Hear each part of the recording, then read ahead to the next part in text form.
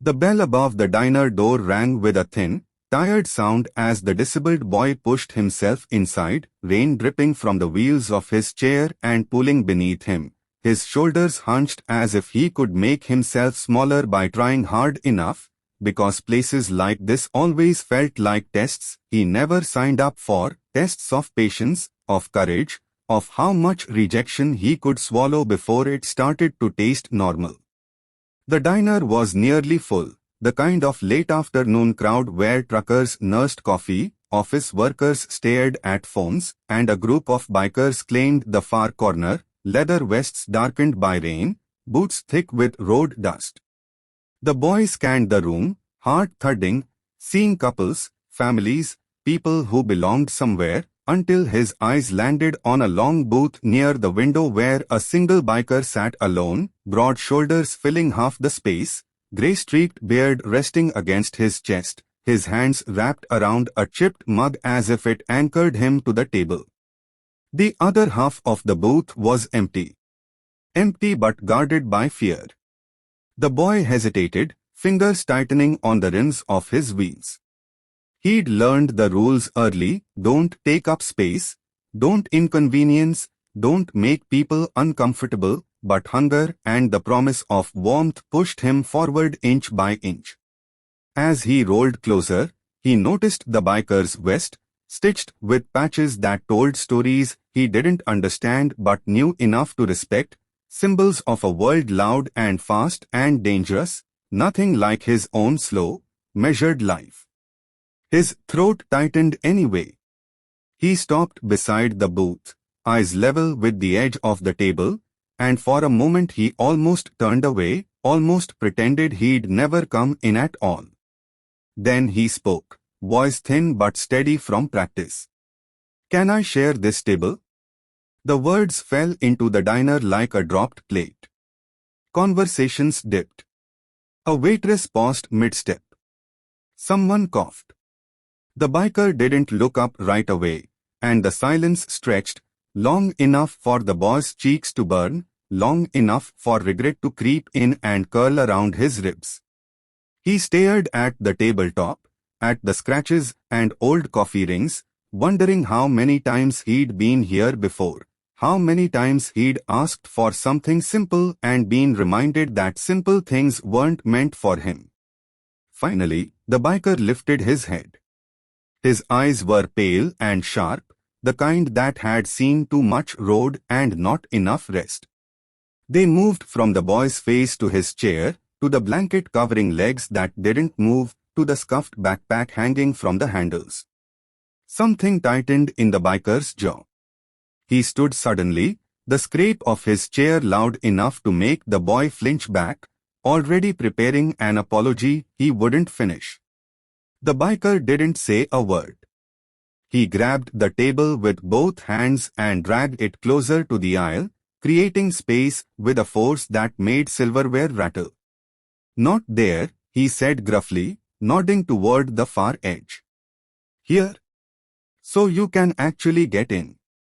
The boy blinked, confused, as the biker pulled the booth seat out and guided the chair forward with surprising gentleness, adjusting it until the boy fit comfortably. He slid back into his own seat and waved down the waitress with two fingers. "Another menu," he said, then added, "and bring him something hot." "Kid looks frozen."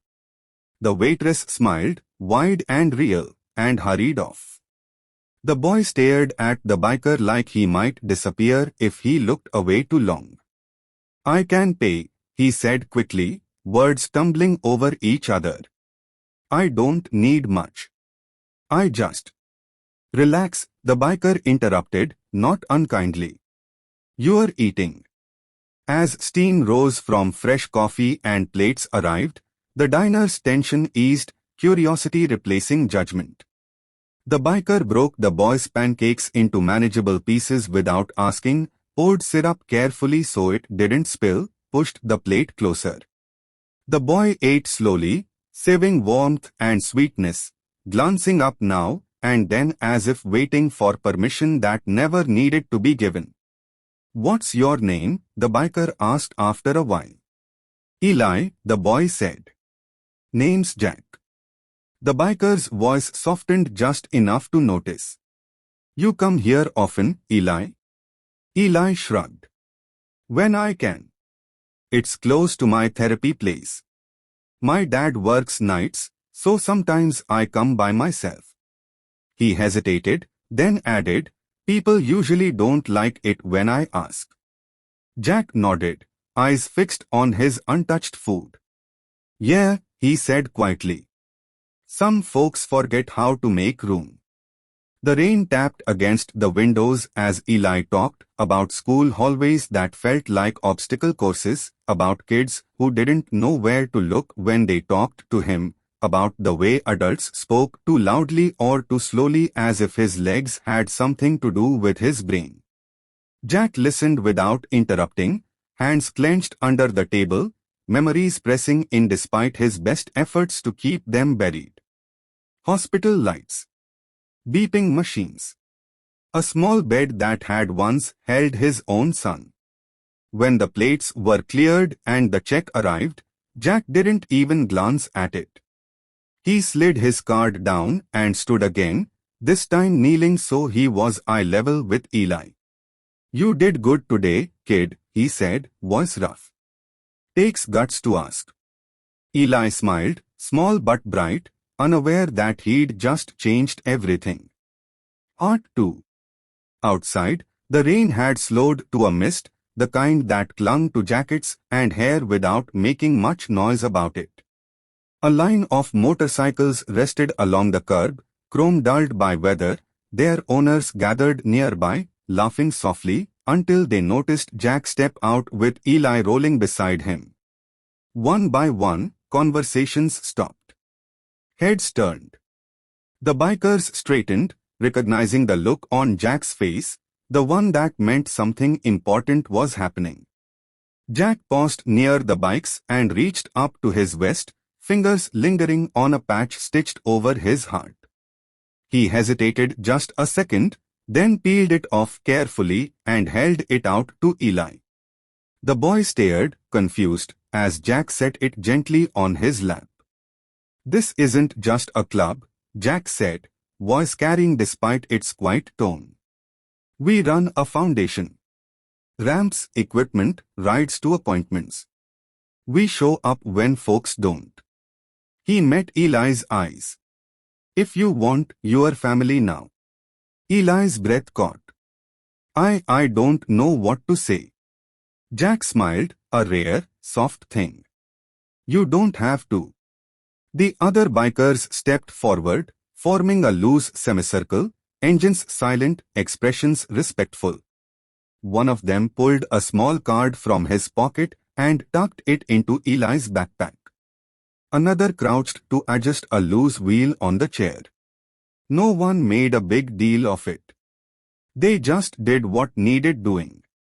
When Eli finally rolled away toward the bus stop, Jack watched until he disappeared around the corner, rain beading on his beard. The ache in his chest didn't vanish, but it shifted, lighter somehow, as if the weight had found a place to rest. That night, Eli told his dad everything, holding the patch like a treasure, and for the first time in a long while, he went to sleep believing that asking for space didn't always mean being pushed aside. And miles away, Jack rode through the wet streets with his brothers, the road humming beneath them, knowing that sometimes the most unbelievable things begin with a simple question and the courage to answer it with kindness.